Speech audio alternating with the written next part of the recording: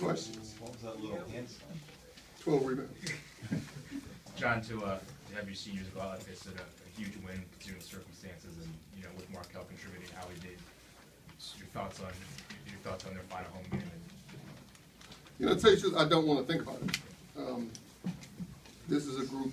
He is a player that we're going to miss. I said on the television after the game, this is the last home game, but we plan on him playing quite a few more games in Georgetown uniform before everything is said and done. But we're going to miss him. There's no doubt. We're going to miss him. We're going to miss this group. Up in the front. What would you guys done defensively to stop McDermott from getting out to a hot start? We prayed a lot last night. You can't stop Doug McDermott.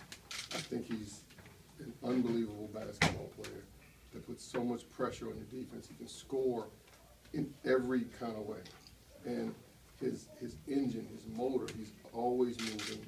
You cannot relax. As a group, you can't relax. So we wanted to get, you look at this guy, and to be honest, I thought that between Aaron Bowen and Mikael Hopkins, primarily, Jabril a few times, but I thought we did an outstanding job on him, and he ends up with 22 points.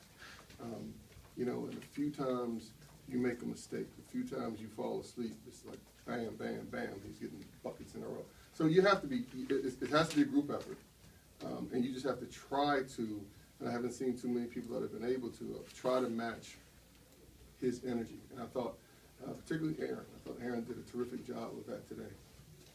When they went triangle into, what'd you tell your guys in terms of attacking?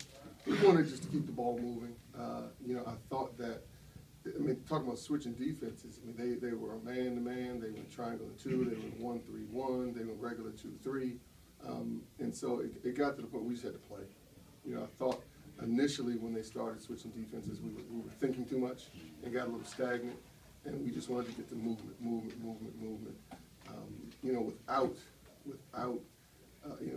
For a large part of that, we were playing with the clock too, so we didn't want to necessarily hold the ball, but we didn't need to come down and take a shot with 28 seconds on the clock without making them work on it. And so I think our guys settled in and adjusted to that.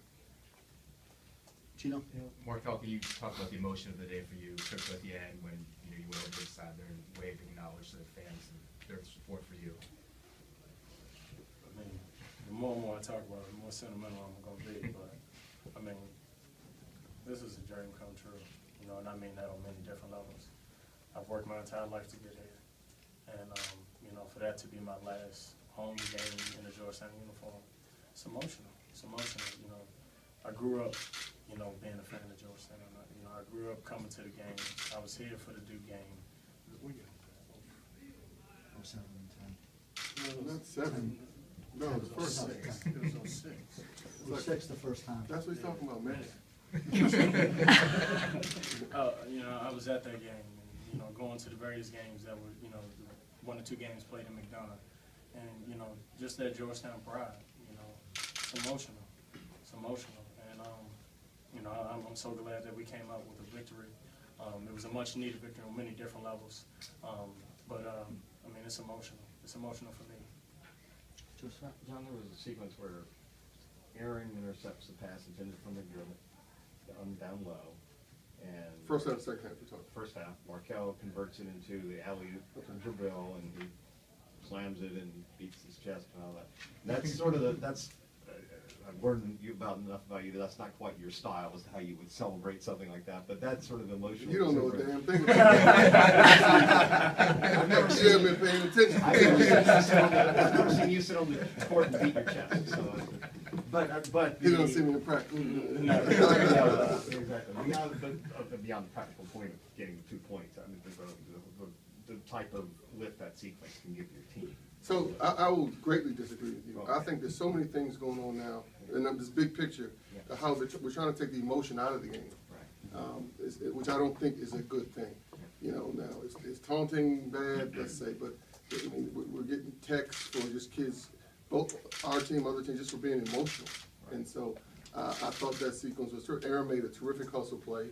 We come down, Markel makes a great pass, Jabril puts the ball in the basket. It's an emotional game. You work hard, you work together. You're out there fighting, scrapping highs and lows, and there's nothing wrong with showing a little emotion now and then. And we have an emotional group. So that's a good thing. Starks, talk about the journey from modern day to prep to here. It's been a long time. You wanted to see him cry, huh?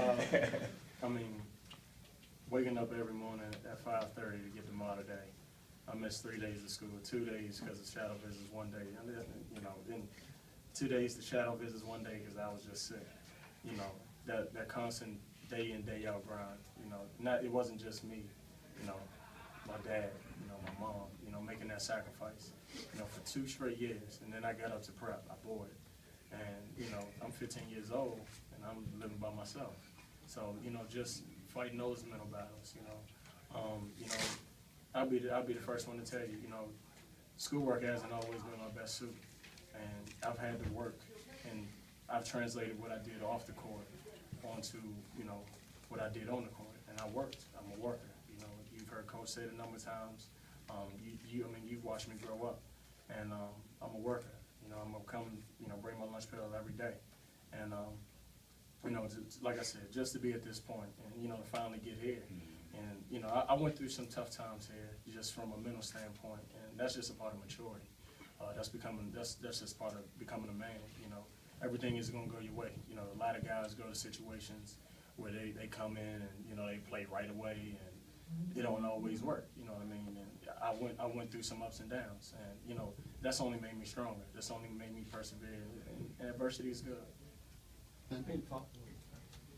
John, you in the game out there, you didn't have Jabril. Both McDermott just said how much of a difference maker he was for you, and obviously for you guys these last few games. He's been a big force. His production today and what he's meant over these last few games.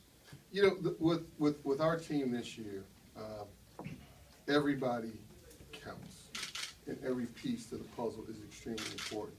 And so, you take Jabril out of that mix, and the same could be said for a lot of different people in that locker room. But you take Jabril out of that mix, we lose 5 games in a row. Jabril comes back, we win 4 in a row, and things are going okay. And that's important. I mean, that having him out there